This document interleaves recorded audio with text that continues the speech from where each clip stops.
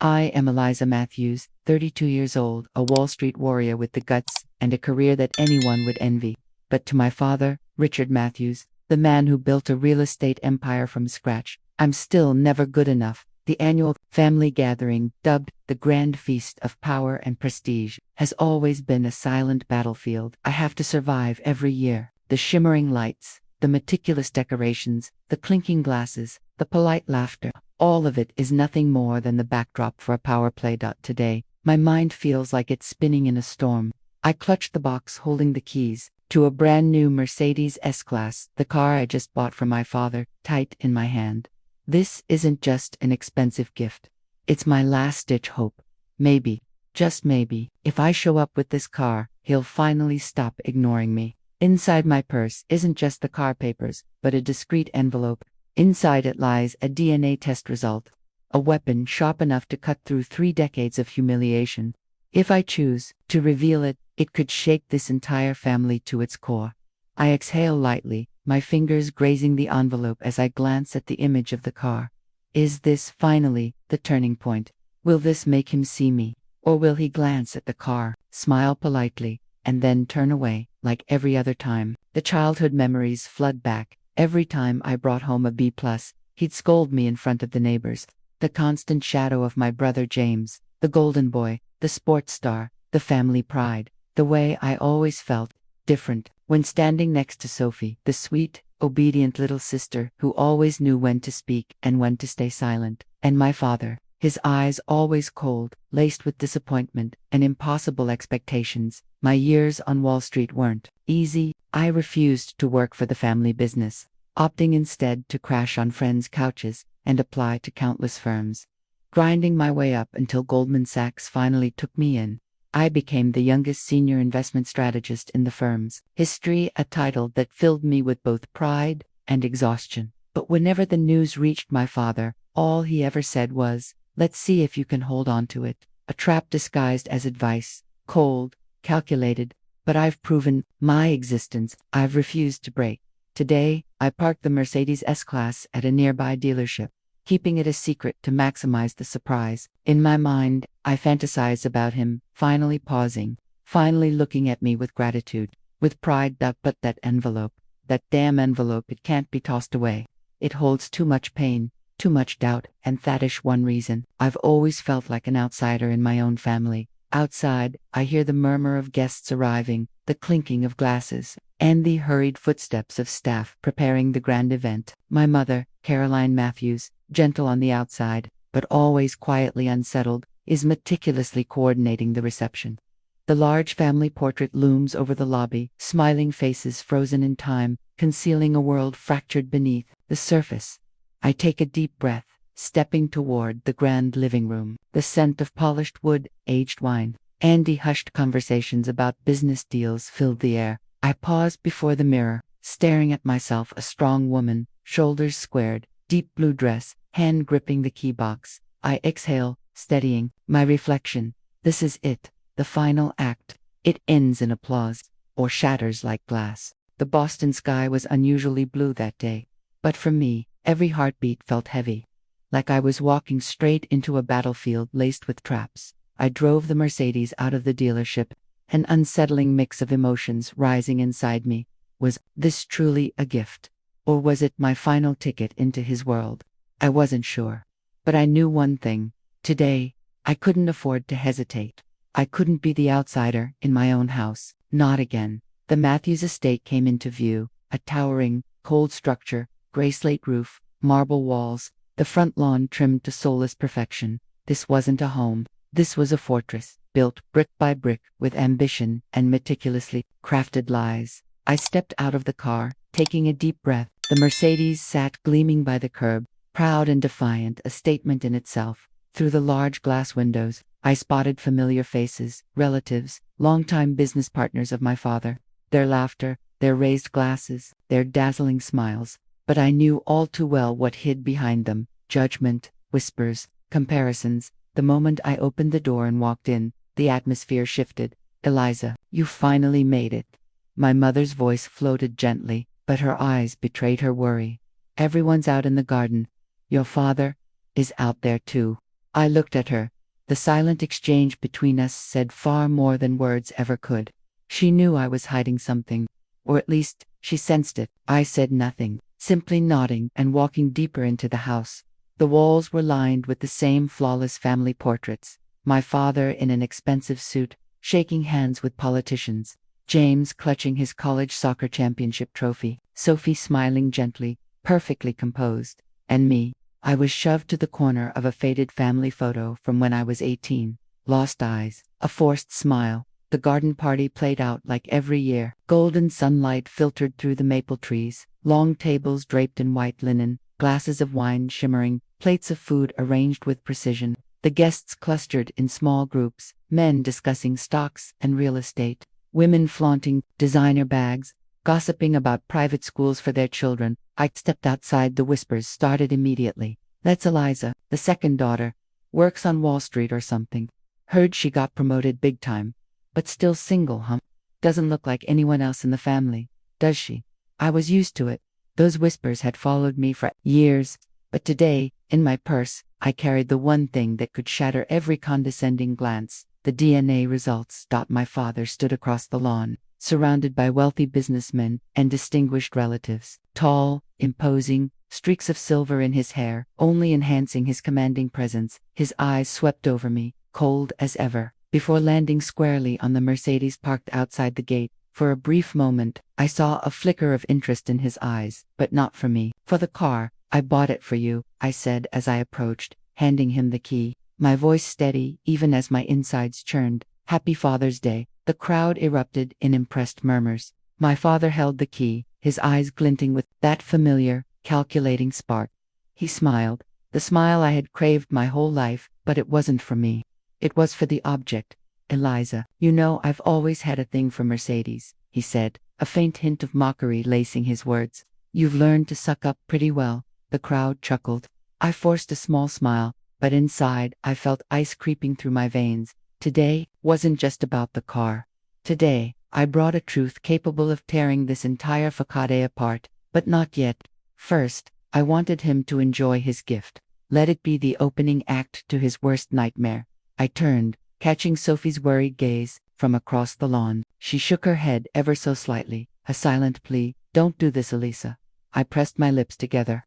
There was no turning back, and so, the overture of pretense began. Me, the forgotten daughter, the outsider. Today, I would rewrite the entire Matthews family script. The garden party was reaching its peak. Glasses of red wine gleamed under the fading sunlight, and laughter and chatter echoed everywhere. But to me, it was all just noise, a phony soundtrack to a show where I was never given the lead role. I stood at the edge of the garden, scanning the familiar, yet unnervingly distant faces. James, me brother-in-law, in a tailored gray suit, passionately bragging about his latest real estate project. The men surrounding him nodded in agreement, offering the occasional compliment. My father stood nearby, pride gleaming in his eyes. Now that's the true face of a Matthews. I overheard a relative whisper, unaware that their words sliced through me like a blade. Sophie quietly approached me. She wore a soft, cream-colored dress, her brown hair neatly tied back, her smile gentle, but her eyes, they brimmed with worry. You don't have to do anything, Sophie pleaded. Softly, I know, you've been through so much, but please, don't turn tonight into a war. I looked at her. She had always been the peacemaker, the last fragile thread holding this family together. But I knew even her patience was nothing more than a delicate veneer. You don't understand, I whispered. Sometimes, to end a fake play, someone has to step up and tear down the stage. Sophie exhaled, her gaze heavy with knowing suspicion. She could probably sense what I was hiding, but I said nothing more. Everything had to wait for the right moment. I turned, walking toward the banquet table where my father stood. He was mid-speech, singing James' praises to the crowd, every word cutting deeper into me. James has taken Matthew's group to new heights, my father declared, raising his glass. Vision, grit, those are the traits passed down through blood. I let out a bitter laugh under my breath. Blood, that phrase poured gasoline on the quiet fire simmering inside me. My eyes drifted toward my purse resting on the chair inside. The DNA envelope sat silently, like a ticking time bomb. I brushed my hand over the leather, feeling my pulse race. Blood.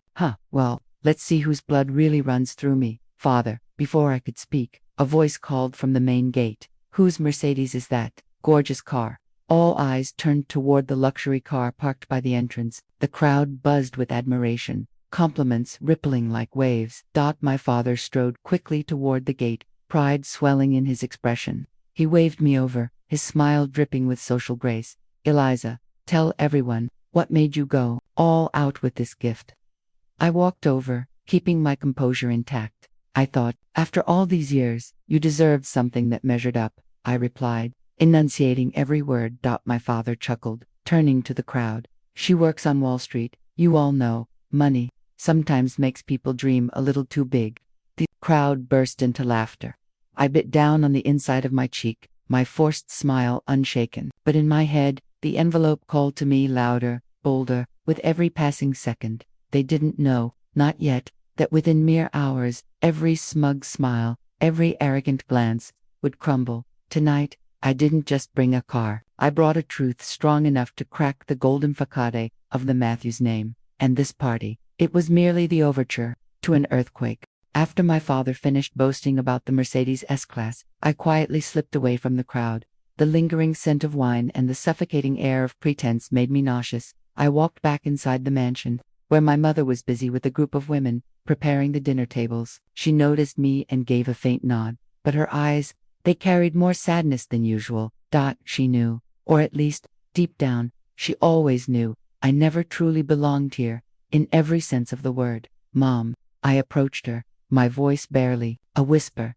Has Dad ever doubted I was really his? She froze mid-sliced, the knife hovering over the cutting board. Her eyes flickered, then quickly avoided mine. You're starting again, she muttered, brushing me off. Please, Eliza, not tonight. Everyone's here. Everyone, I repeated, emphasizing the word. A room full of people proudly celebrating a perfect family built on lies. She didn't respond. But I saw it, the flash of fear in her eyes. The same fear I saw countless times growing up, whenever Dad's temper boiled over, and she'd shrink behind a door, silent. Laughter from the garden drifted inside, a cruel soundtrack to my roiling frustration. I swallowed the lump in my throat, turning to leave, when suddenly, James appeared at the kitchen door, arms crossed, leaning casually against the frame. His smirk oozed the same arrogance that always made my skin crawl. Still clinging to this self-righteous crusade, Elisa, James sneered. It's been over 30 years. You really haven't figured it out yet. I turned, locking eyes with him. Self-righteous? No, I said coolly, pulling the envelope from my purse and holding it up. Tonight, I'm not here to prove myself. I'm here to prove the truth. James narrowed his eyes. What are you planning? To humiliate the family? Turn this party into a public circus? I let out a cold chuckle. No one humiliates this family better than Dad parading around, proud of a child who might not even be his. James' face darkened. He stepped closer, lowering his voice. Put that away, Elisa. You pull that stunt in front of everyone, you won't just destroy him, you'll destroy the last thread you have tying you to this family. I stared back, my eyes devoid of the fear that used to haunt me. Family, I echoed, my voice cutting like ice. I've never truly had a family. Without waiting for a response, I brushed past him and stepped back into the garden. The crowd still circled there in me, father, the Mercedes gleaming in the background, the center of admiration. I gripped the envelope tighter. No more pretending, no more chasing the impossible. Tonight, the truth would come out, even if the price was the completed extract of the Matthews name. The official dinner began as the sunset drenched the Matthews estate garden in a warm amber glow. Long tables covered in crisp white linen were neatly arranged, crystal glasses gleaming, red wine swirling elegantly. It was the textbook portrait of a model upper-class family gathering. I sat at the far end, deliberately distant from the main table where my father and James sat. Surrounding me were distant relatives and my father's business associates, all impeccably dressed, politely chatting, their eyes occasionally drifting toward the gleaming Mercedes parked by the entrance with admiration. My mother weaved through the tables, the fatigue etched on her face poorly hidden beneath her forced, graceful smile. Her eyes briefly landed on me, flickered with unease, then quickly looked away. She was worried, and rightfully so, because I knew, if not tonight, there would never be another night. My father stood, raising his glass to signal silence. "Ladies and gentlemen," his voice was low, authoritative, the kind of practiced tone a man uses when he's used to controlling every room he enters. "I want to thank you all for being here tonight, to celebrate yet another year of unity, success, and legacy for the Matthews family." Applause erupted around the tables. James, sitting beside him, rested his arm casually over the chair, his face glowing with that same manufactured pride. My father continued, "Family isn't just blood. Family is about building something, about contributing, about never tarnishing the name we carry." The words sliced through me like a scalpel. I stood, the envelope still tucked inside my jacket sleeve, burning against my skin like a lit fuse. All eyes turned to me. "If I may," I spoke, my voice unnervingly calm. "Before you continue that speech about legacy, I think everyone deserves to hear an important truth." A ripple of whispers spread through the crowd. My father's eyes narrowed. James stiffened in his seat. My mother turned pale, frozen in place. I stepped toward the center of the garden, crystal lights reflecting off the marble tiles beneath my feet, like I was stepping onto the stage of my own life. "For over 30 years, I've tried to be a part of this family," I began, my voice steady, clear. "But all these years, one question has haunted me. Why has my father always looked at me like I didn't belong? And now, I have the answer." I pulled the envelope from my sleeve, raising it high. In my hand is a DNA test result. The air drained from the garden. Silence, thick, suffocating, settled over the crowd. And the result? I paused, locking eyes with my father, the man I had longed for so many years, to give me 1 ounce of pride, now just a hollow figure built on lies and selfishness, confirms that I do not share the blood of the Matthews family. Somewhere, a glass shattered in the ground. James shot to his feet. My mother's hand flew to her mouth, her eyes glistening with devastation. My father stood perfectly still, his face drained of color, his eyes darkened, not with shock, but with knowledge. He had known, maybe all along. I took a deep breath, turning to face the stunned crowd, which means every achievement of mine, every ounce of my existence, was never because of the Matthews name. It was mine. I lowered the envelope, my voice now stripped of trembling, cold, resolute, and today, I no longer need the approval of anyone, especially not a family that hides behind this immaculate mask of pretense. Gasps, whispers, shocked, disbelieving, even admiring glances rippled through the crowd. But I didn't care anymore. Tonight, the masks had started to fall. The entire garden froze. The whispers died mid-sentence, the air thick with tension. I stood there, the envelope still in my hand, like a declaration of war. My father, Richard Matthews, stared at me, but in his eyes there was no shock, no confusion, only one thing, that familiar, cold, biting contempt. He calmly set his wineglass on the table, every movement deliberate, controlled, as if orchestrating the entire room with invisible strings. Everyone held their breath. "Are you finished?" His voice was low, rough, but sharp as steel. I froze for a moment. That wasn't the reaction I had pictured in all my countless late-night rehearsals. "I just told everyone here, I'm not your biological daughter, and you're unfazed." A cruel smirk curled at the corner of his mouth.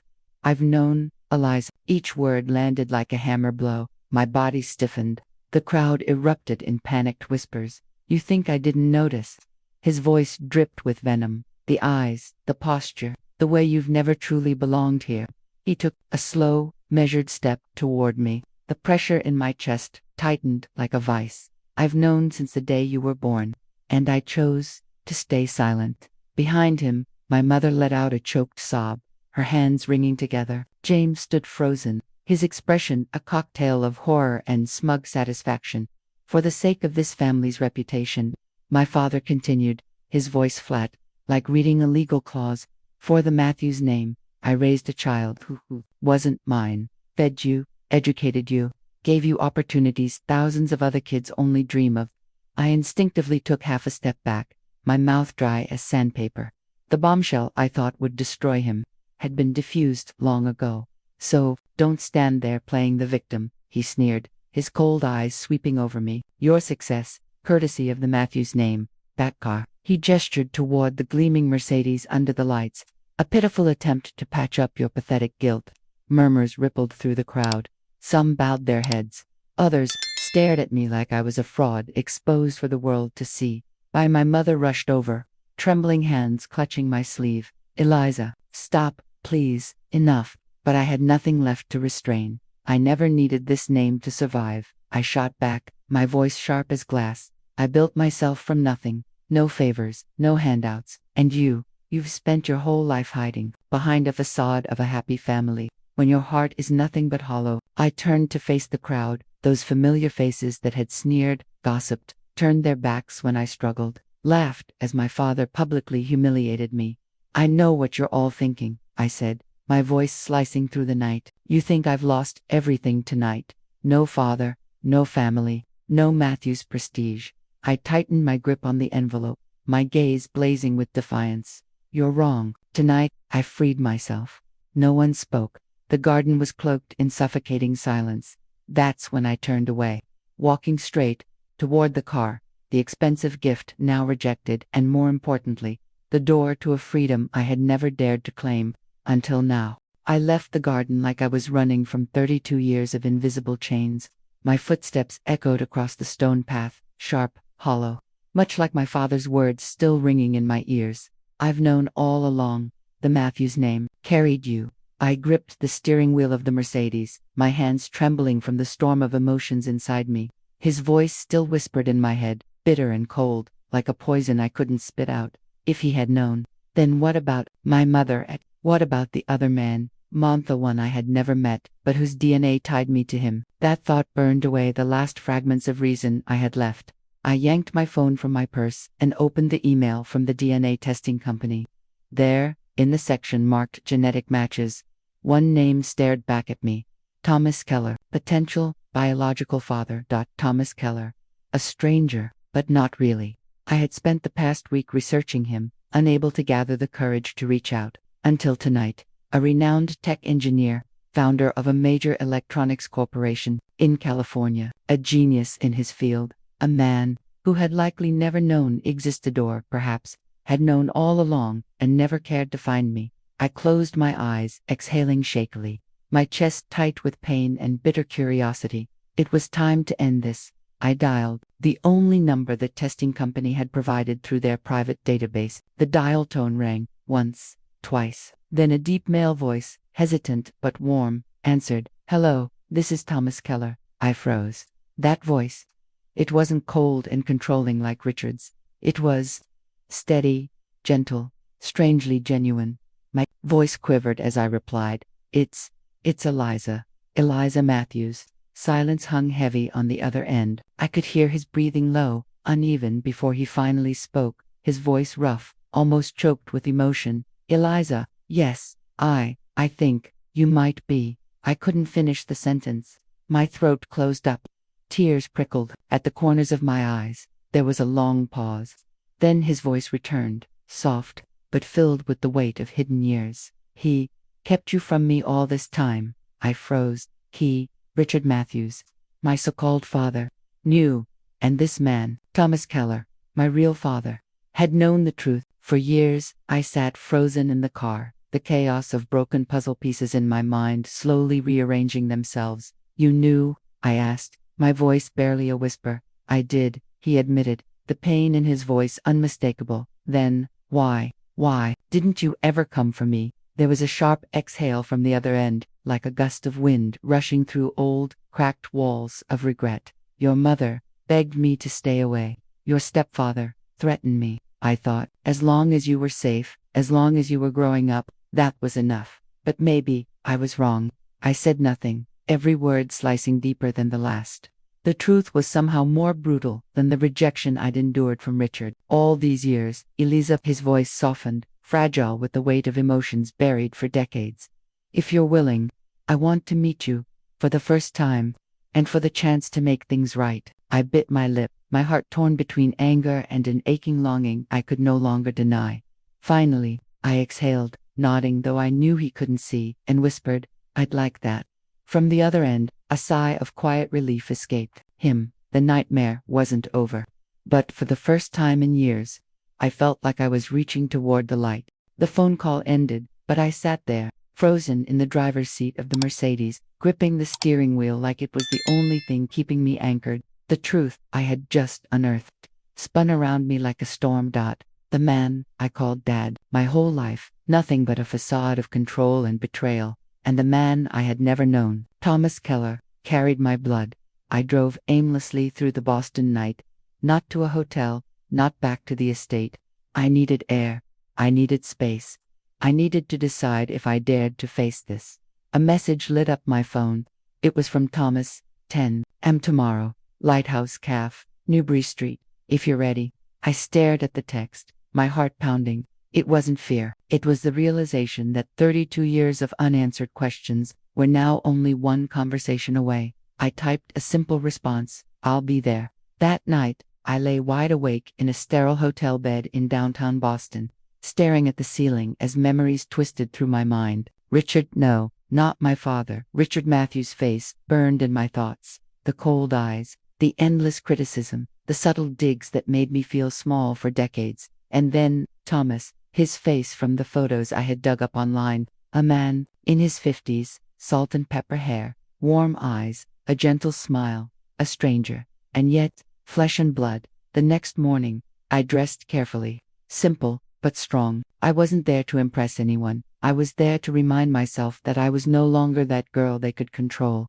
The Lighthouse Cafe sat tucked into a quiet corner of Newbury Street, bathed in soft morning light, filtering through large glass windows. I walked inside, scanning the room, and immediately, I knew, Thomas Keller sat by the window, nursing a cup of coffee. Tall, broad-shouldered, his presence was undeniable, but not intimidating. His eyes swept across the room and landed on me.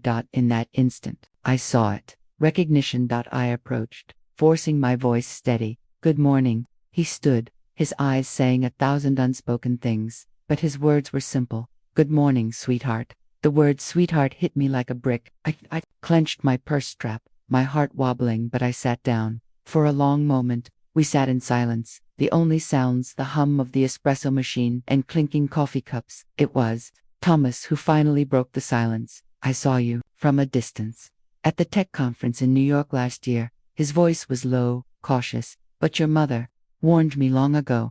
I was afraid if I interfered, I'd only make it worse. I let out a dry laugh. Worse? I grew up invisible, in that house. How much worse could it have been? He bowed his head, his voice heavy with regret. I have no excuse, but believe me, I've never stopped watching over you. Every step, every accomplishment, I've been prouder than anyone.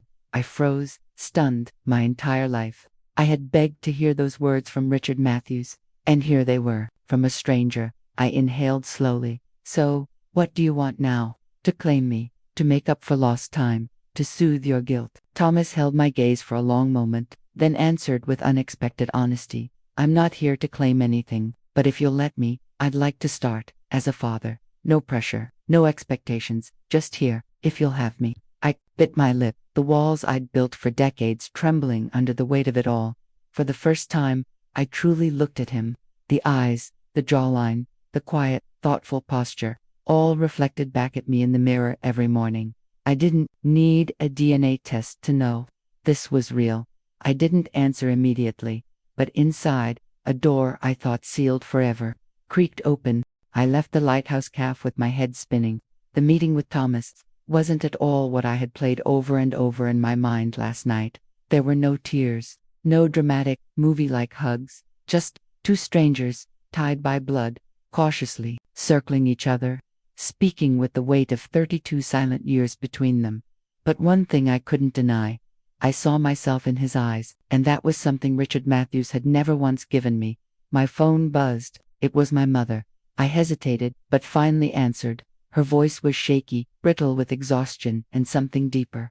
Guilt. Eliza, where are you? Please, come home. I need to talk to you. I paused for a moment, but nodded, even though she couldn't see me. It was time to hear the rest of the story. The part she had buried for over 3 decades. The Matthews mansion loomed in front of me, cold and immaculate, like a fortress designed to keep feelings out. I walked inside, spotting my mother waiting at the foot of the grand staircase. Her eyes were wide, uncertain, filled with a familiar, heartbreaking fear. She pulled me into the study, locking the door behind her, her voice dropping to a whisper, like even the walls had ears. You met him, didn't you? Thomas Keller. I didn't answer. I just stared at her, waiting. She sank into the armchair, wringing her trembling hands together. Her voice cracked. I'm sorry, Eliza. I should have told you the truth so long ago. But back then, I was young. I was weak. It all happened so fast. I loved Thomas, but my family, they didn't approve. A young engineer with no money, no status, wasn't good enough for the daughter of the Prescott family. I let out a bitter snort. So you picked Richard Matthews, an ambitious, cold man but rich. Tears welled in her eyes, sliding down her cheeks. I didn't know I was pregnant when I married him. By the time I found out, it was too late. My family, the pressure, it was unbearable. And Richard, he knew. Eliza, he knew from the beginning you weren't his. I froze. Even though I had suspected, hearing her admit it cut through me like glass. Then why did he marry you? I asked, my voice sharp. She gave a bitter, hollow laugh. Because of the baby, because of my family's fortune, because of appearances, but he never forgave me. And you were a constant reminder of that betrayal.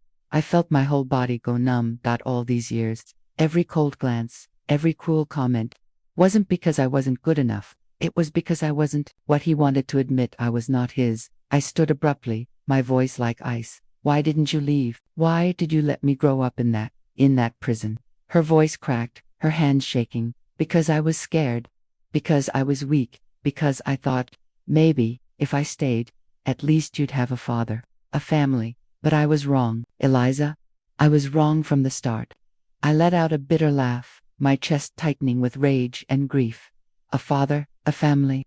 The only thing I ever had was his contempt, and a scar I've carried for 32 years. Suddenly, the door swung open. Richard Matthews stood there, his face like carved stone, his eyes cold and sharp as razors. He looked between the two of us, his voice low, laced with poison. So, she finally knows. The air thickened, the room suffocating with tension. He stepped inside, closing the door behind him with quiet menace. You met Keller, didn't you? His voice dripped with disdain. Good for you, Elisa. Digging through your mother's dirty secrets. What did you think? That this would tear down my empire? I clenched my fists, standing tall, meeting his gaze without flinching. It's not your empire. It's a gilded cage you built to control this family. But I found the key. Richard, he let out a cold, hollow laugh that echoed off the walls. A key. An old engineer. A DNA test. You're so naive, little girl. In this world, truth doesn't matter, only power does. I stepped closer, my voice razor sharp. Then we'll see how long your power holds up. When the truth finally comes knocking. The tension was unbearable, ready to snap like glass underfoot. I turned, walking away, leaving Richard and my mother frozen behind me. For the first time in my life, I wasn't the child running from the truth anymore. I returned to my apartment in Boston, with my mind spinning in chaos. The puzzle pieces of my life, once scattered and confusing, were now locking into place with brutal clarity. The cold stares, the dismissive smirks from Richard Matthews, the poisonous whispers behind closed doors, the family dinners that felt more like private trials than gatherings. It all traced back to one simple, cruel truth. I was never his. My phone buzzed, nonstop. Texts and missed calls from my mother, from Sophia, even from curious, nosy relatives, but I ignored them all. I needed time to breathe, to plan. But before I could even gather my thoughts, the doorbell rang. I opened the door to find two men in black suits standing there, polished, cold, their expressions weckered from stone. Miss Matthews, one of them asked politely, though his tone carried a quiet warning. We represent Mr. Richard Matthews. We ask for your cooperation. I crossed my arms, my voice sharp. If you're here to intimidate me, save your breath. The man gave a rehearsed smile and handed me an envelope. This is an official legal notice.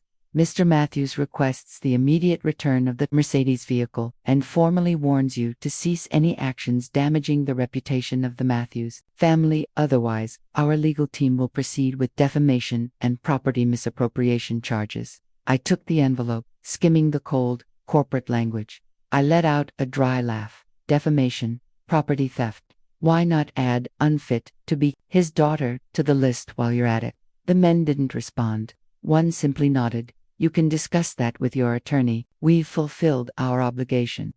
They turned and left, leaving me standing there with a legal threat in hand, and a bitter smile curling my lips. All right, Richard, if you want to turn this into a legal battlefield, I'm ready. What you've forgotten is that I'm not the scared little Eliza Matthews you controlled all those years. I'm a senior investment strategist at one of Wall Street's top financial firms. I know the law, I know the game, and more importantly, I know how to flip the board. That night, I called Lauren, my personal attorney, the same sharp, ruthless woman who'd handled legal wars for some of the most powerful, untouchable people in New York. Within 30 minutes, she had the full picture. Listen to me, Elisa, Lauren said, her voice cool and surgical. If Richard Matthews wants to use the law to silence you, we'll show him the true power of the press, of the courts, and of science. I nodded, resolve burning in my chest. I don't just want to defend myself. I want to rip that mask off his face. I want this fake, polished society to see him for what he is, not a respected patriarch, but a coward hiding behind money and lies. Lauren's lips curved into a dangerous smile. I like this fire in you, but remember, this isn't just a legal war, it's a media war. And in that game, the one who controls the narrative, controls the outcome. I nodded firmly. The game had begun. And this time, I was the one writing the rules. The next morning, Lauren sent me a message with only a few words. Buckle up, the media's going to explode in 24 hours. I barely had time to process it before Boston erupted. Headlines flooded every news site, lighting the city on fire. Matthews, empire in turmoil, daughter disowned amid family scandal, DNA bombshell, real estate royalty. Matthews family, facing crisis of credibility, the Mercedes S-Class, and the painful truth behind a lavish gift. I sat on my couch, scrolling through article after article, comment after comment. It felt like the entire world was staring straight into my family's dirty laundry, and yet, for the first time, my hands weren't shaking. I wasn't paralyzed with fear or shame. Instead, I was cold, focused, steady. That was Lauren's first carefully calculated step, a controlled leak. Only trusted journalists, the ones who owed Lauren Orme favors, got the story. They weren't out for sensationalism. They stuck to facts, but they left enough unanswered questions to fuel curiosity, not condemnation. A few hours later, the story made it onto Boston's primetime news. The image of the Matthews mansion, grand, proud, flashed across the screen, followed by a bold red banner. Behind the gilded walls are the cracks in Boston's most powerful family finally showing. The anchor's voice rang out, according to verified sources. Eliza Matthews, the second daughter of the prestigious Matthews family, has publicly revealed DNA test results confirming she is not the biological child of real estate magnate Richard Matthews. The revelation has rocked Boston's high society, raising serious questions about integrity, transparency, and family values within the billionaire dynasty. I smirked. This was only the beginning. My phone vibrated nonstop. First call, unsurprisingly, was James. What the hell do you think you're doing? His voice seethed with anger. His usual calculated cool shattered. Are you trying to destroy this family? You've crossed the line, Eliza. I exhaled, calm as ever. I didn't destroy anything. I told the truth. And if the truth ruins this family, maybe it wasn't much of a family to begin with. There was a beat of silence before his voice dropped, low and threatening. You'll regret this. Trust me, Eliza. I hung up before he could say another word. The next message came from my mother, desperate, heartbroken. You've taken this too far. Please, Elisa, stop. Your father. He's furious. I can't hold him back. I stared at the screen. A small part of me wanted to soften, to go back, but the other part, the part that had been belittled, erased, and rejected for 3 years reminded me. There was no turning back now, and just as Lauren predicted, within hours, Richard's legal team issued a formal response, a press release, cold and calculated, denying all allegations, claiming the information being spread is false, defamatory, and a malicious attempt to damage the Matthews family's reputation. They promised legal action would be taken immediately. I let out a dry laugh as I read it. The Matthews playbook: deny, play victim, threaten lawsuits, but they underestimated one thing. I was no longer the naive girl cowering under their roof. I was a fighter. I'd been surviving on Wall Street, where reputation wars are blood sport. Next message flashed on my screen. Get ready. I closed my eyes, steadying my breath. The real war had only just begun. The next morning, I woke up in my luxury Manhattan apartment, nursing a cup of black coffee, my eyes fixed on the laptop screen. Playing on loop was the video, the strike Lauren and I had been meticulously preparing for weeks. This wasn't just a personal feud with Richard Matthews anymore. No, this was public warfare between an empire built on lies and the woman who refused to stay silent. A message from Lauren lit up my phone. 10 minutes, the bomb drops. I tightened my grip around the coffee mug, my eyes never leaving the screen. Exactly 10 minutes later, the front page of the Boston Globe, the largest paper in the state, exploded with breaking news. A leaked audio file, crystal clear, every word slicing like a blade. That girl was never mine.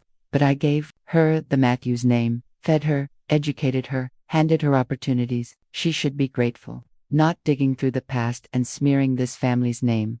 Richard Matthews' voice, low, arrogant, dripping with disdain, and captured perfectly.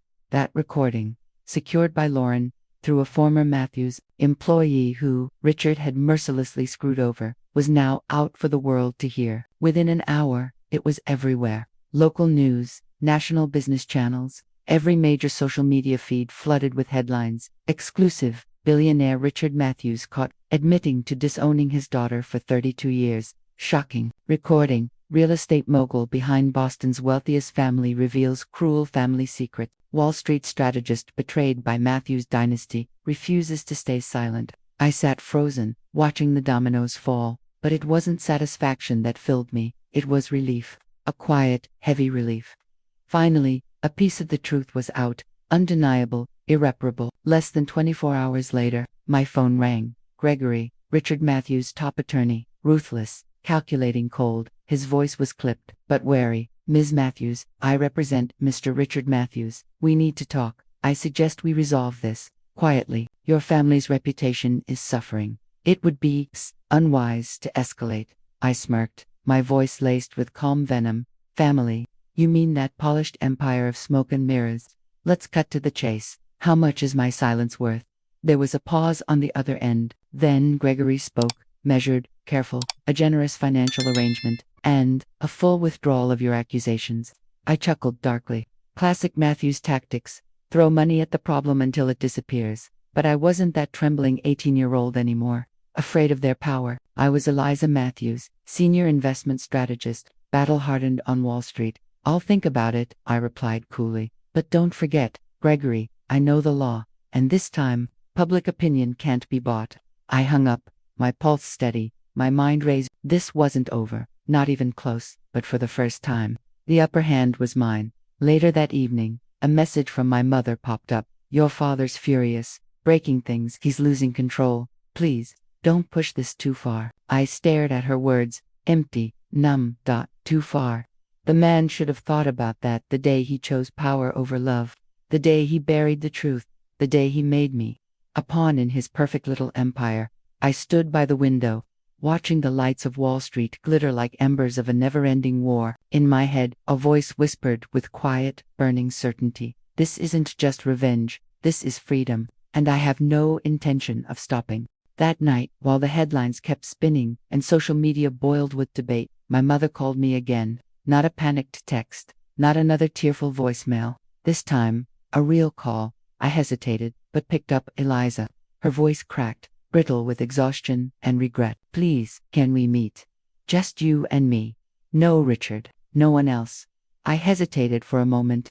The wounded part of me wanted to slam the door shut, but another part, the stubborn, curious part, still clung to the last threads of family that hadn't been completely scorched. Where? I asked, flatly. Aunt Helen's house, in Cape Cod. Tomorrow morning. I'll be waiting. Cape Cod, secluded, far from the venom of Boston's elite. I agreed. The next morning, I left the city under a misty gray sky. The Mercedes, the gift-turned weapon, stayed parked at the condo garage. I rented a plain car instead, discreet, untraceable. Aunt Helen's beach house appeared on the horizon, modest, quiet, so different from the marble prison of the Matthews estate. My mother stood on the porch, looking smaller than I'd ever seen her, frail, hollow-eyed, her polished mask cracked. I stepped out of the car, and before I could speak, she pulled me into a trembling embrace, like she was afraid I'd vanish into thin air. I'm so sorry, Eliza, for everything you've endured. For once, I let her hug me. My heart softened, but only slightly. I wasn't the same fragile girl desperate for crumbs of affection anymore. Inside, we sat in the small, sunlit kitchen. She made tea, her hands still trembling. You know about Thomas Keller, don't you? Her voice was tight, loaded with guilt. I froze. That name, familiar now, but it still sent a chill down my spine. Who?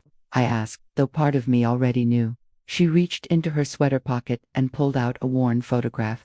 Young Mom, glowing with happiness, beside a tall man with dark brown hair and eyes identical to mine. My chest tightened. Thomas Keller is your real father, Eliza. Her voice broke on the words. My first love, before Richard. I stared at her, speechless. My throat clenched. She started to unravel the story. Their university years, a whirlwind romance with a brilliant, ambitious young engineer, but her family disapproved. Thomas didn't have money, status, or the pedigree the Prescott name demanded. So you chose Richard Matthews, I muttered bitterly. The cold, calculating golden boy with the right connections. Tears slid down her cheeks. I didn't know I was pregnant with you, until it was too late. My family, they forced me. And Richard, he knew, Eliza, from the very beginning. I staggered back, even though I'd pieced it together already. Hearing it from her lips still punched the air from my lungs. Then why did he marry you? I demanded. Her laugh was sharp, hollow. For the baby. For my family's fortune. For his own damn pride. But he never forgave me, and you've been the living proof of his humiliation ever since. My stomach churned. All those years, all those slights, all that ice, wasn't because I wasn't enough. It was because I was never supposed to be his to begin with. I stood abruptly, my voice like steel. Why didn't you leave? Why did you trap me in that house, in that hell? Her eyes brimmed with tears, her voice cracking. Because I was weak. Because I thought staying would give you a chance. A father, a family. But I was wrong, Eliza. I've been wrong all along. I laughed bitterly, my chest burning. A father, a family. All I got was disdain and a 32-year scar I couldn't shake. Suddenly, the front door creaked open. Richard Matthews stood there, cold, composed, sharp-eyed as ever. He looked between us, his voice a razor's edge. So, she knows. The air thickened, heavy with unspoken venom. He stepped inside, shutting the door with quiet finality. You met Keller, didn't you? His tone dripped with disdain. Nice work, Elisa. Digging up your mother's dirty little secret. What did you think? That it would topple my empire? I squared my shoulders, meeting his gaze head-on. It's not your empire. It's a gilded cage you built to control everyone. But I've got the key now, Richard. His laugh was cold, lifeless, echoing off the walls. A key, that washed-up engineer, a DNA test. You're so naive, little girl. In this world, truth means nothing. Power means everything. I took a step closer, my voice cutting like a blade. Then let's see how long your power holds up. When the truth comes crashing through, the room crackled with tension, a storm ready to snap. I turned and walked away, leaving Richard and my mother frozen in silence. For the first time in my life, I wasn't running from the truth anymore.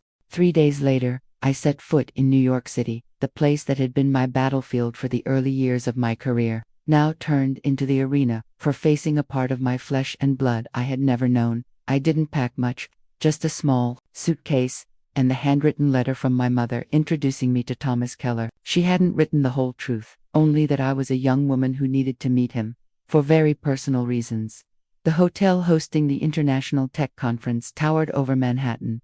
Sleek, luxurious, worlds away from the cheap apartments I'd scraped by in during my early Wall Street days. I walked through the grand lobby, a crystal palace of marble and glass. Businessmen, reporters, and investors mingled in polished suits, champagne glasses in hand, a sea of power players, but only one face I was searching for. Thomas Keller, tech billionaire, visionary, the media's golden mind of the 21st century, and my biological father. I scanned the crowd, and then I saw him. Standing near the event organizers, Thomas Keller stood out, not because of wealth or flash, but because of his quiet, composed presence. Tailored gray suit, salt-tan pepper hair brushed neatly back. His face was stern, but his eyes, those eyes made my heart stop. They were my eyes, that same deep hazel, that same sharp, observant gaze I saw in the mirror every morning. I walked toward him, my heart pounding so hard it echoed in my ears. My hand clenched around the letter. "Mr. Keller," I called, steady, more confident than I expected. He turned, clearly surprised to be approached by a stranger, but his expression remained polite, guarded. "Yes, can I help you?" I swallowed the lump in my throat, handing him the letter. "My name is Eliza Matthews. My mother, Caroline Matthews, asked me to deliver this." The second her name left my lips, I saw it, the flicker in his eyes, shock, memory, pain. He took the envelope, carefully opening it. As his eyes scanned the words, I noticed his hand, the slightest tremble. When he finished, he looked back, up, studying me, and I could feel him piecing it together. "You are." He let the sentence hang, unfinished. But we both knew where it was headed. I didn't flinch. "I'm her daughter, and yours." The room, the bustling lobby, seemed to fade away. The clinking glasses, the chatter, the flashing cameras, none of it mattered. It was just the two of us. Blot, unspoken history. 32 years of silence grumbled between us. His face darkened, his eyes shimmering with disbelief. And something deeper, shock, maybe even regret. "This can't be it," he whispered under his breath. I reached into my purse and pulled out the document. I'd carried like a shield for weeks, a copy of the DNA results. I came prepared because, if he doubted me, I wanted the truth to hit him square in the face. He took the paper, eyes darting over every detail, every statistic confirming what his heart likely already suspected. His hand clenched around the paper, his eyes briefly misted, though he quickly composed himself, years of public life making his poker face second nature. Finally, he spoke, his voice low, tight with emotion. Why am I only finding out now? Because my mother was scared, I answered honestly. Because of my family. Because of Richard Matthews. The second I uttered that name, his expression hardened, his jaw clenched, eyes darkening with quiet fury. He knew, all these years, and still, let you grow up under his roof. I nodded, my throat tightening. Not just let me, but punished me, every day, for being alive. He exhaled slowly, his hand reaching up to briefly touch my shoulder. The gesture was hesitant, but filled with raw emotion. I need time, he admitted, voice strained. "But Eliza, thank you for finding me." I nodded, some of the weight lifted from my chest. As I turned to leave, he called after me. "I have a private office upstairs. When you're ready, I want to hear everything." I turned back, offering a small, tentative smile. "I want that too, Dad." It was the first time I'd ever used that word for him, and in his eyes, I saw it. The pain, the regret, but also the fragile hope of a new beginning. Thomas Keller's private office was on the 30th floor of the hotel, sleek, quiet, completely cut off from the noise of the tech conference below. Floor-to-ceiling windows overlooked Times Square, its neon lights flashing in the distance, but nothing outside was brighter than the storm building inside me. Thomas stood by the window, his posture rigid, eyes fixed on the city below. When I entered, he turned his head slightly, his gaze unreadable, part guarded, part curious, part painfully conflicted. I sat down across from him, on a leather chair. The DNA test results were still clenched in his hands. "So, Eliza," he began, his voice low, layered with the weight of decades. "Tell me, everything." I didn't look away. Not this time. For 32 years, I had been suffocated by lies, disdain, and silence. Now, the truth was mine to tell. I laid it all out. Childhood in the Matthews mansion, picture perfect from the outside. A cage on the inside. The endless comparisons to James, the flawless golden boy. The quiet manipulations of Sophia, the diplomatic peacemaker. My mother, soft, delicate, but weak, always hiding behind her husband's shadow. I spoke of the years of achievements dismissed, of the invisible bruises pride couldn't cover. The reason I buried myself in school, on Wall Street, and success was desperate to prove I was worthy. Not for the world, but for a man who never once saw me as his own. I told him about the DNA results, how I secretly took Richard's hair, how my heart shattered when the truth was confirmed on paper. And finally, I told him about the family gathering, about the Mercedes S-Class 1 bought with nearly a year of my hard-earned salary, a gift, a desperateplia for acknowledgement, about the public humiliation, the cruel remarks, the hollow toasts, the scorn in Richard's eyes. I stopped, my throat dry, my voice hoarse. Thomas never interrupted. He listened to every word, his eyes darkening, his jaw tightening, his fists clenching, on the table. When I finished, silence hung heavy between us. Then, he finally spoke, voice laced with quiet fury. He knew, all these years, and still, chose to make you suffer.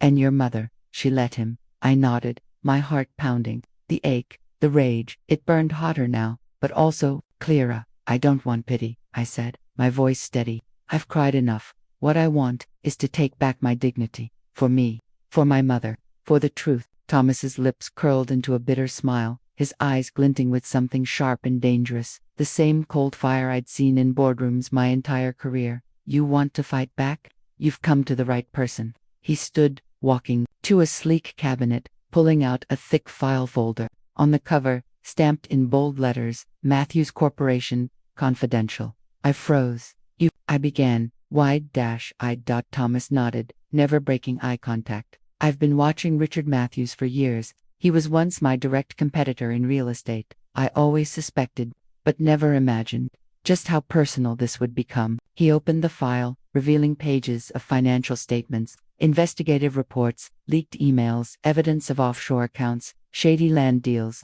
under-the-table bribes, the dark underbelly of the Matthews empire. This, Thomas tapped the folder. It's not just corporate corruption. It's a sledgehammer. The end of everything Richard has built. And I'm ready to help you. I stared at the documents, my heart racing. For the first time in my life, I wasn't fighting alone. Thomas sat back down, fingers steepled under his chin, his eyes drilling into me.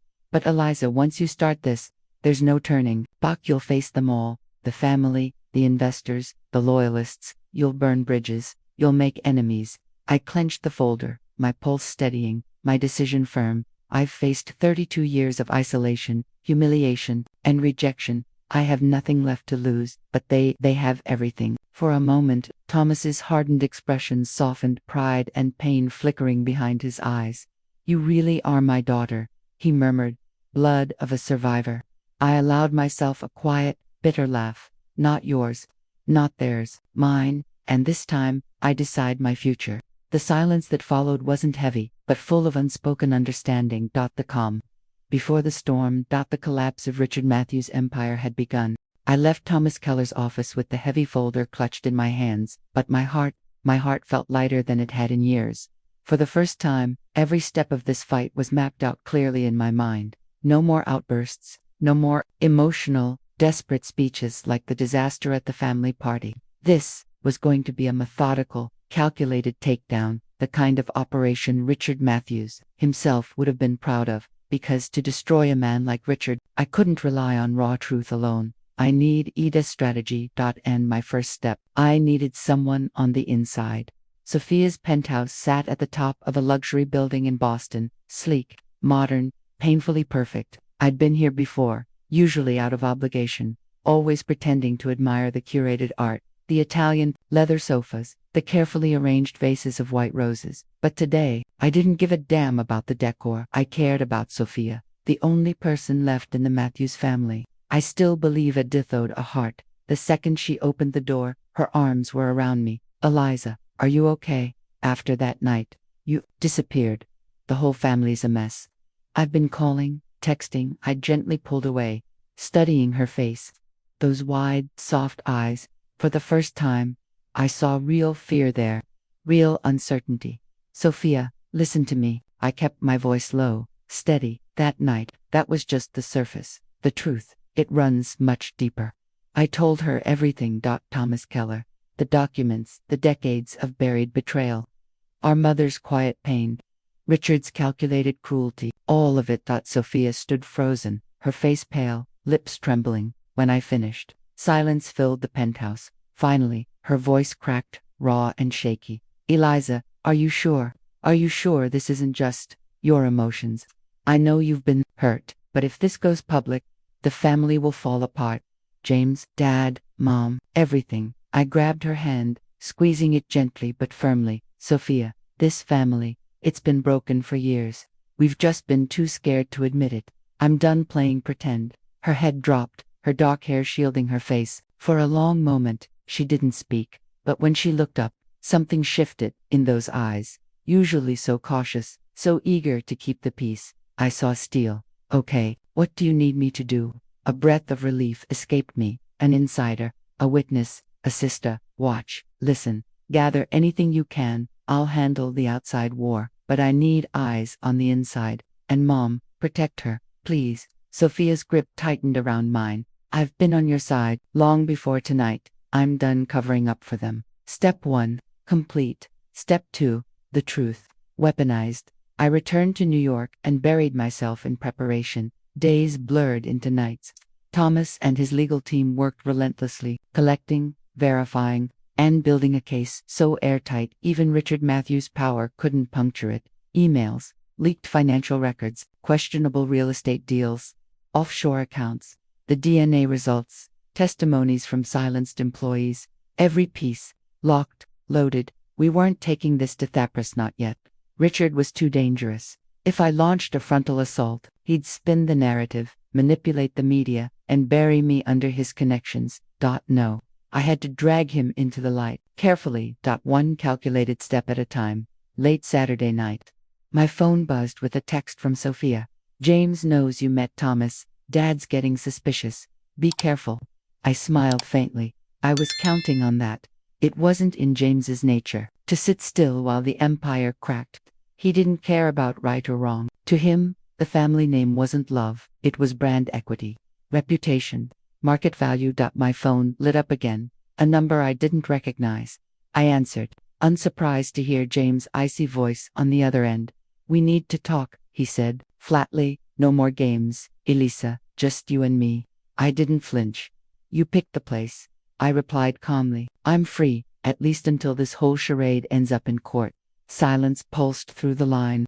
Then James spoke, calculated and cool. "Backyard, tomorrow night. But Eliza, remember this family, it's not as easy to take down as you think." I hung up, standing by the window, watching Boston's skyline glow under the streetlights. My heart beat faster, not from fear, from certainty. The real battle was finally here. The Matthews backyard was always eerily perfect at night. The hedgerow trimmed with surgical precision. The flower beds were glowing under the soft, amber garden lights. It was like a stage, pristine, polished, and completely fake. Tonight, it felt more like a battlefield. I stood at the edge of the yard, arms crossed, eyes fixed on the glass doors leading from the kitchen. Footsteps approached, steady, confident, arrogant. James. He strolled out, swirling, a glass of red wine in his hand, his gray suit sharp as ever, posture dripping with that Matthews entitlement he wore so well. "You've changed, Eliza," he remarked, his smirk as bitter as the wine, smart, defiant, and finally causing real damage. "I'm impressed." I didn't move. "You call this damage? I call it pulling the curtain back on a very tired family performance." James chuckled coldly, sipping his wine, his eyes glinting with condescension.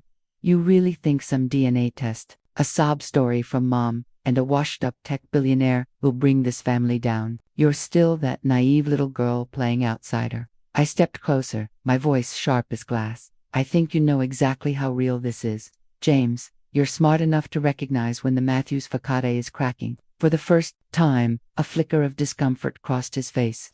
He tightened his grip on the wine glass.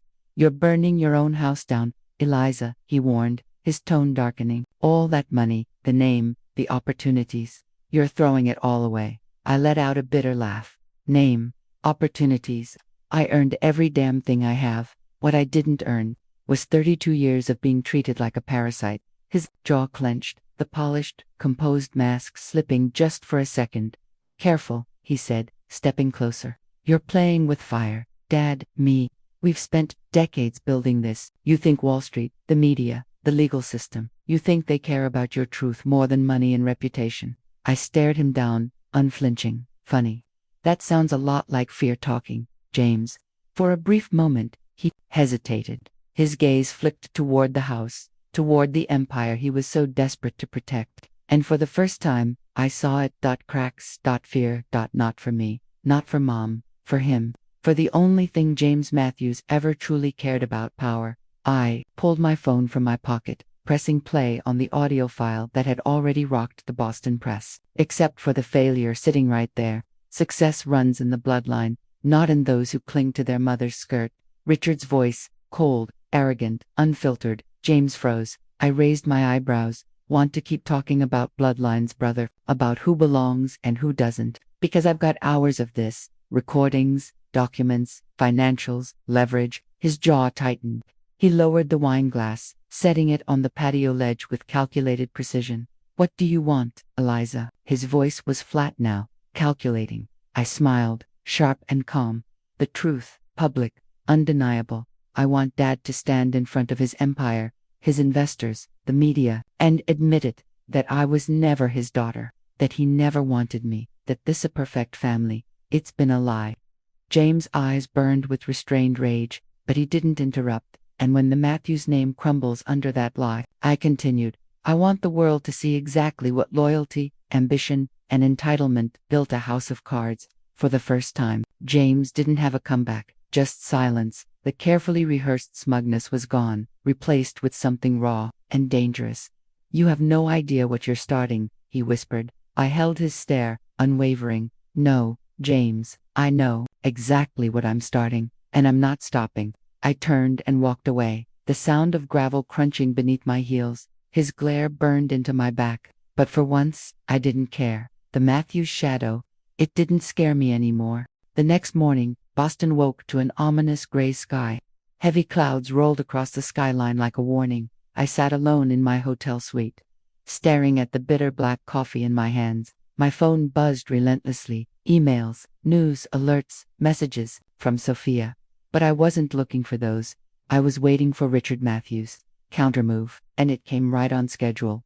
My phone buzzed hard. An email from the Matthews Group's legal team. Official notice, defamation, asset misappropriation, and damage to family reputation. I smirked, predictable as ever. As I set my coffee down, a sharp knock at the door. I opened it, unsurprised to see a man in a black suit, polished shoes, and expressionless sunglasses, oligarch, courier, through and through. Ms. Matthews, his voice was flat but carried a veiled edge. You've been served. Formal court summons. Mr. Richard Matthews is filing charges for defamation, theft, and willful damage to the Matthews family name. I accepted the thick envelope, my gaze locked onto his, unfazed. Quick turnaround, I remarked. One day, he's raising toasts to family. Next, he's filing lawsuits. The courier didn't react. He simply nodded, turned, and disappeared. Down the hallway, I closed the door, ripping open the envelope. The contents, classic Richard. Pages of legal jargon accusing me of public slander, theft of a Mercedes-Benz S-Class, and my personal favorite, orchestrating a malicious narrative to destabilize the Matthews family legacy. My phone buzzed. Again. Sophia, Liz, did you see it? Dad's holding a press conference this morning. He's spinning the whole thing, making you out to be lost, vulnerable, manipulated by outsiders. I squeezed the bridge of my nose, bitter frustration simmering beneath my skin. And Mom? I asked. Sophia hesitated. She was there, sitting behind him, silent. But Liz, I saw her eyes. She's scared. I leaned against the wall, the weight of it all pressing into me. Richard Matthews wasn't simply suing me. He was doing what he always did best, weaponizing the narrative, painting me as a rebellious, misguided daughter, claiming I'd been used by opportunists like Thomas Keller. I reframed my search for the truth as a selfish, destructive vendetta. With his resources, his reputation, his media connections, who would the world believe? I stood in the silence for a long moment, then I grabbed my laptop. This wasn't personal anymore. This was war. I pulled up the files, the recordings, the emails, the damning contracts, the anonymous testimonies from employees silenced under the Matthews empire. It wasn't just a family feud. It was corruption, abuse, greed, and now it was public. I texted my lawyer, it's time. We're not just defending. We're going on the offensive. The walls Richard built with money and power, they were cracking, and I was the earthquake. 3 days later, Boston wasn't its usual composed self. The city pulsed with tension, the kind that hummed through media outlets, boardrooms, and whispered conversations in glass-walled skyscrapers. And I was the reason. The headlines were everywhere. Matthews' empire on the brink. Internal scandal explodes. Daughter of real estate tycoon speaks out. Lies, DNA, and corporate deception. Boston's power family torn apart by hidden truths. I had lit the match this morning. I walked into my own press conference, no longer the outcast daughter, but a woman prepared for battle. The Four Seasons ballroom, overflowing with reporters, flashing cameras, and microphones shoved toward the podium. My legal team flanked me. Beside them, a stack of documents thick enough to bury a reputation. Audio recordings from the family party, Richard's venomous words laid bare. Financial records, shadowy offshore accounts, real estate fraud, concealed bribes, signed statements from former employees, once silenced, now ready to expose the empire's rot. And finally, the DNA test, the irrefutable proof Richard Matthews had spent decades burying. I stepped up to the podium, the press falling into a tense, hungry silence. "Good morning," I began, my voice calm, steady. "My name is Elisa Matthews, or rather, the woman Richard Matthews spent 32 years trying to erase." The room held its breath. "I'm not here to air family drama or beg for sympathy. I'm here for the truth they've hidden beneath designer suits, luxury cars, and hollow press releases." I revealed everything: the manipulation, the silencing, the lie of a picture-perfect family built on arrogance and fear. The reporters scribbled furiously, cameras snapped, news feeds buzzed, but the real moment, the audio. Richard's voice filled the room, broadcast through the speakers. "Proud of all my children, except for that failure over there. Bloodline defines success, not charity cases clinging to their mother." A collective gasp rippled through the press corps. I let the words hang heavy before speaking again. For decades, I believed that if I worked hard enough, achieved enough, I could earn my place in this family. But how do you earn love from someone who never saw you as theirs to begin with? The crowd erupted, questions, accusations, camera flashes exploding. My lawyer handed over the supporting documents. Journalists scrambled to photograph, to scan the damning evidence. I glanced at my phone. A text from Sophia. "James is losing it. Dad's planning his own press conference. Be careful, Liz. They won't sit quietly now." I smirked. They wouldn't. I was counting on it. The press conference descended into chaos, reporters jostling, headlines updating in real time. I left through the side entrance, slipping past security. Outside the hotel, protesters, supporters, justice for Eliza. No one is above the truth, not even Richard Matthews. But mingled within the crowd were hostile glares, angry whispers, threats beneath polished exteriors. I expected it. Back at my hotel, my phone buzzed nonstop. "Sophia, Dad's lawyering up." My lawyer: "Get ready for legal warfare." "Mom, please be careful. They'll stop at nothing to silence you." I stood by the window, the Boston skyline gleaming beyond the glass. The scared, silenced girl from those Matthews family dinners. She was gone. Now, I was the storm coming for them, and the real war had just begun. A month after the media storm, Boston still hadn't settled. The Matthews name, once untouchable, was cracking like old marble under a wrecking ball. Their projects stalled. Investors panicked. The media circled like vultures. But most deafening of all was Richard Matthews' silence. I knew better than to believe he'd given up, but I hadn't been sitting idle either. For the first time in my life, I wasn't just reacting, I was prepared. The courtroom buzzed with tension. As I took my seat, it wasn't just another family spat now. This was official. Richard Matthews versus Eliza Matthews. The charges: defamation, misappropriation of assets, humiliation of the Matthews family name, the so-called stolen asset. The Mercedes S-Class 1 had bought with my own money, now conveniently labeled a family belonging. Outside, the press swarmed.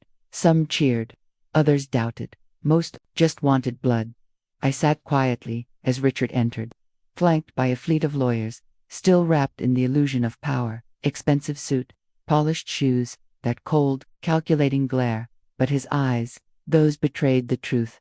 Behind the anger, behind the arrogance, I saw it. Fear. The judge called for silence. The hearing began. I stood, my voice calm, controlled. "Your Honor, I am not merely a defendant in this case. I am the product of 32 years of lies, and today, I will prove it, piece by piece." My lawyer laid it all out. The legal DNA test, The audio recordings of Richard's public humiliation, the testimonies from former employees, the documents linking Matthews Group to shady financial dealings. The room hung on every word. Then came the moment no one saw coming. The door opened. Thomas Keller entered. My biological father, publicly, on record. I held my breath as he took the stand, his hand steady as he submitted his DNA confirmation. The courtroom froze, jaws dropped, cameras clicked. Richard Matthews' empire of secrecy shattered. For the first time, his mask slipped. His face went pale. His grip tightened on the table. 3 days of brutal legal exchanges followed. And when the gavel finally fell, the judge's verdict echoed.